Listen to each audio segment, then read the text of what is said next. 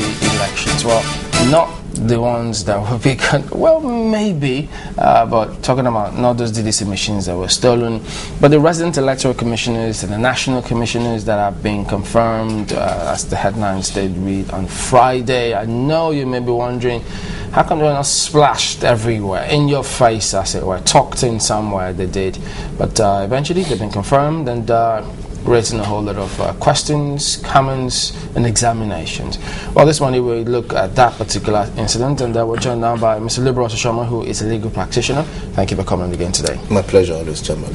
Well, here we are again, taking a look at all of these matters, and then we ask ourselves, well, now that it's been done, is it possible that it can be undone before we even come to look at the propriety or otherwise of what transpired? If you have the power to appoint, you have the power to fire.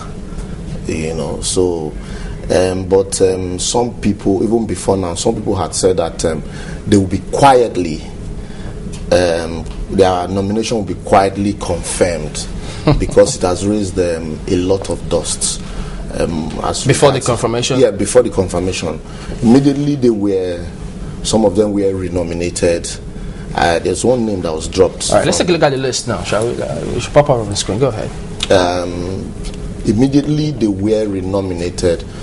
ACN and then some other political parties immediately raised objections as to the inclusion of certain names in that list.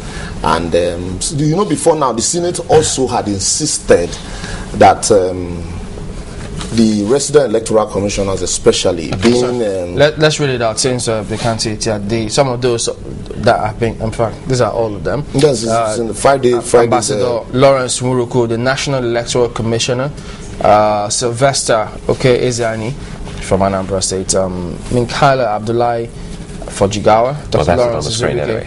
You can see some of them. Yeah, Lawrence Azubike, Imo, Sam Olumeku Ondo, Professor Stephanus Defang Plateau, Gisela Khan Bayelsa, Samuel Madaki Taraba, Gabriel Ada Cross River. So these are the names that we're talking about now. Yes, because the one for Edo also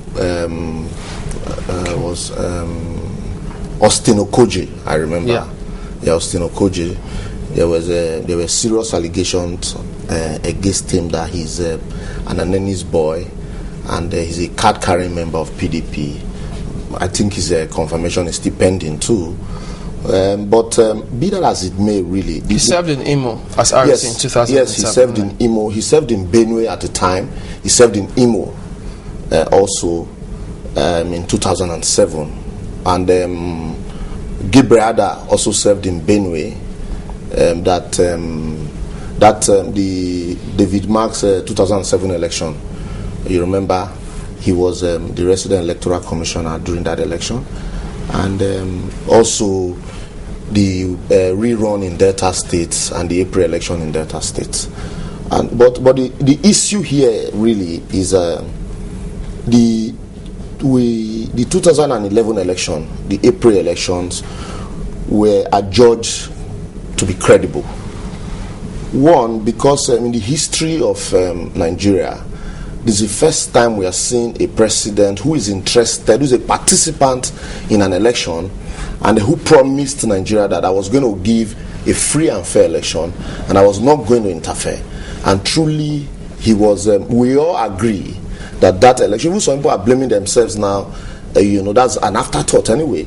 That why did we vote this man? But that's a different ball game altogether. But that's not to say this is. We all agree. I'll get to that. That's not to say this is an interference from the presidency. No, we are.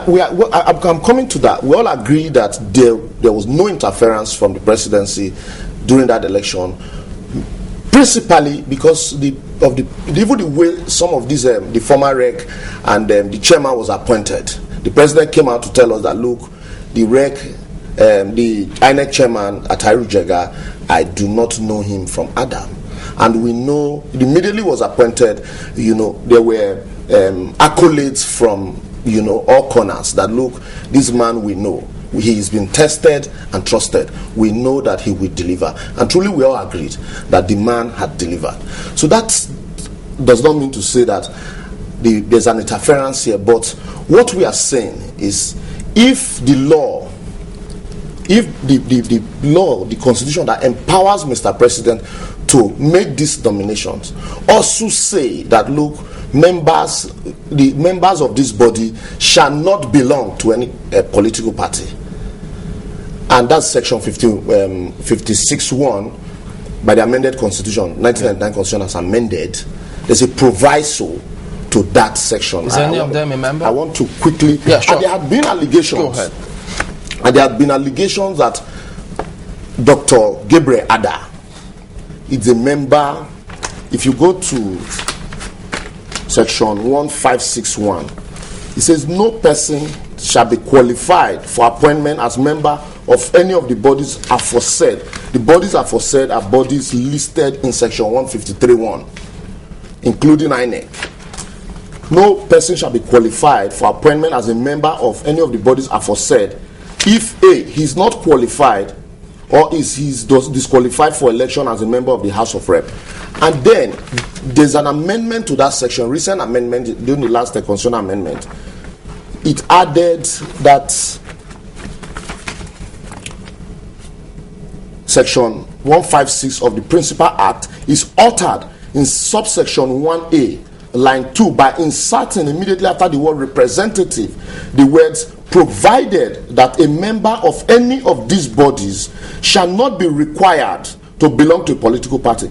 And in the case of the INEC, Independent National Electoral Commission, he shall not be a member of a political party. The first one, he shall not be required to be. The INEC specifically, he shall not be, compulsion, a member of a political party. Okay, when it says it shall not be required, it talks about all the other bodies. Yes. It's not specified when it comes to INEC. He said all the bodies, including INEC, you shall not be required. But he now went to specifically single out INEC to say he shall not be a member of a political party. Here, Dr. Ada had been accused of being a card-carrying member of PDP, that he was the speaker in Cross River State House of Assembly during Donald Duke. Nobody had come out to refute these allegations. What if he has resigned? If he has resigned or as a member of a PDP, nobody had come out to inform us or show us any video clips or letters saying, look, this man resigned from being a member of People's Democratic Party at so and so time. Okay. So the presumption is that he's still a card-carrying member. Okay, let's look at it this way. Sorry to butt in here. Don't lose your train of thought. I was going to ask that, since we haven't seen it, the members of the public, what if at the level of the National Assembly or perhaps at the presidency they know that he's resigned? Can they then go ahead based on that assumption, confirm him? These people are representing us. Okay. They cannot just assume and say we know. So the members of the public, you don't need to know. They are representing us. We need to be carried along. So especially minding the fact that there are allegations that, look, this man is a card-carrying member, and this is a breach of a constitutional provision, and all the goodwill that Mr. President had built so far as regards the election, this is a way of tarnishing and using his own hand to diminish it. That's our concern. If you say, look, I'll give you a credible election, and we agree, yes, the elections were credible, but we can build on it, and we are expecting that we'll take a step further from what we had. We should expect non-partisan members. Okay, Mr. Oshomah, a moment. When you talk about moving ahead, just very quickly, what's the difference between this year's election and the 2007 elections? 2007 election, we all agree, even the international community agree that there was no elections but selections. In Anambra State, for example, in 2007, after the elections, it was discovered that ballot papers that were meant for election were dumped in the bush behind INEC office. But it wasn't as a result of the constitution before it got amended that some of these people were members of the because that had been the argument. Some people had said that before the amendment, that section 156(1) did not say Mr. President cannot appoint members of political party. He just says for you to be a member of these bodies, you must be qualified for an election into the House of Rep. And people are saying, look, this is a blanket power. You need to limit some of these powers. So it's on the basis of that it will be an independent body to conduct an election. And also, I think the drafters of the constitution, because people were agitating for adoption of Uwe's panel reports, holistic adoption, which has not been done. Well, exactly. So people had so the drafters of the constitution, having in mind the recommendations of Uwe's, okay, let's include a caveat that it shall not be a member of any political party. So being an independent body. And so even Lawrence Uwurukru, we remember he was a federal commissioner in INEC during the 2007 elections. And since that also we all agree that there were no elections in 2007 for selection.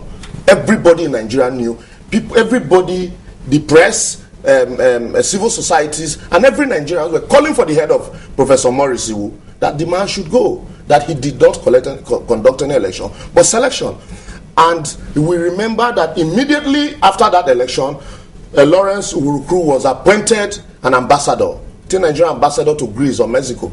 To Mexico. To Mexico.